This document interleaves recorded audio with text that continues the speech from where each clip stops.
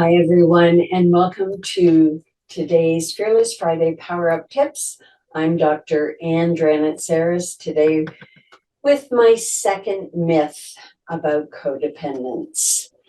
Most people believe that codependence is a learned behavior. In fact, many, including mental health associations and the literature, say that codependence is learned and can be passed down from one generation to another. Well, there's truth to it being passed down because codependence is actually a stage of development, of human development that we all go through, and most of us get stuck in. And of course, if our parents are stuck in that stage of codependence, we as children are not going to naturally move past them in terms of knowing how to do relationships. What is true is that our relationship with our primary caretakers, our mother, father, or a significant person who informed our development during our childhood, has a great deal to do with whether or not we're predisposed to moving from being codependent, where two people come together and form as one. We talk about it in other videos and podcasts on codependence, that the different strategies that we will take to remain whole if we get stuck in that stage.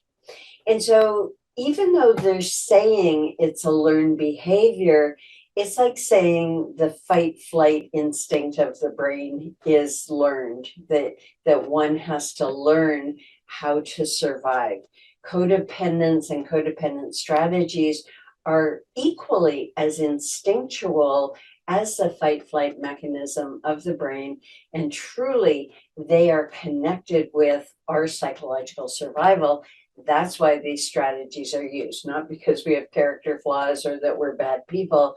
This is how we have learned to protect our vulnerable, authentic self in a relationship.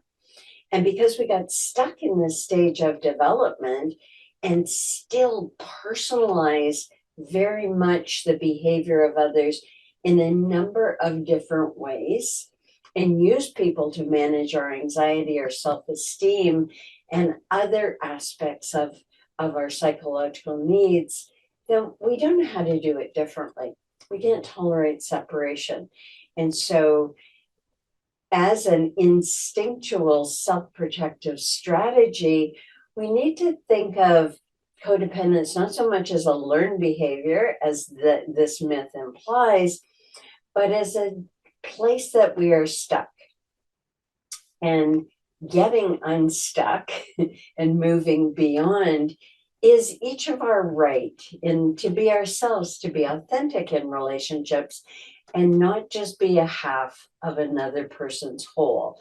If someone is dominant in the relationship, well, naturally the submissive part of the relationship is open and is vacant.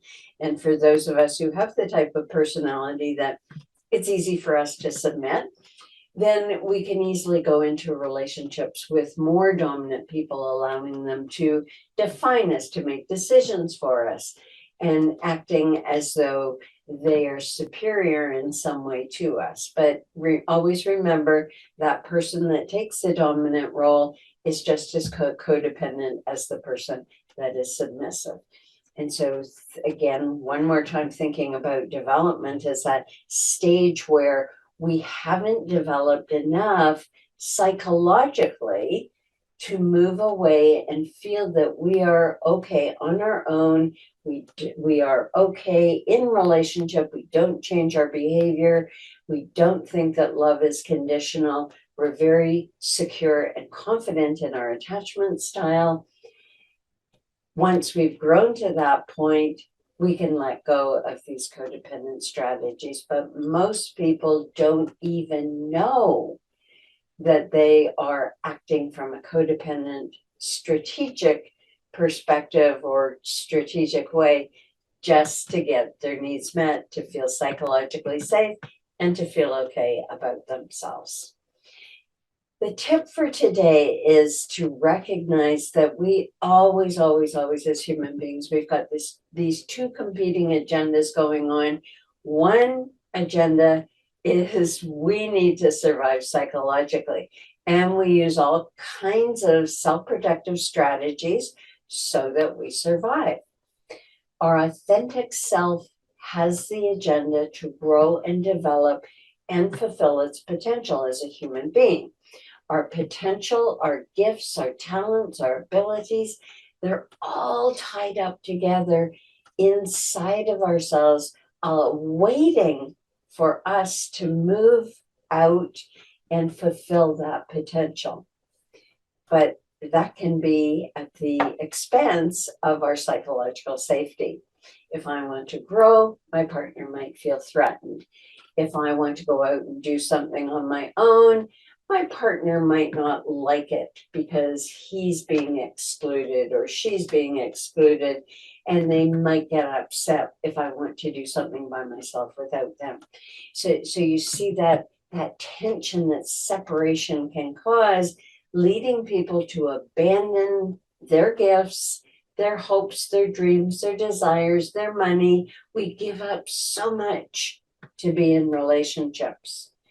And believing that codependence is learned, even if you believe that, rather than a psychological place that we get stuck, in an instinctual self-protective position, even if you believe that, if you learn it, you can unlearn it. So anyone out there who's identified as being codependent, think about the number of books that you've read and learned things, and still the behavior persists. Changing codependent behaviors happen in relationship to others, where we maintain a sense of our authentic self, and we do not shift and become what the other person wants or try and dominate by using manipulative or overpowering strategies to get our needs met. We recognize the other human being for who they are, what they bring to the table, and find ways of negotiating for each to get their needs met in the relationship. So that's all for now. Stay tuned for more on myth busting around codependence or codependency. Until next time, have a wonderful day.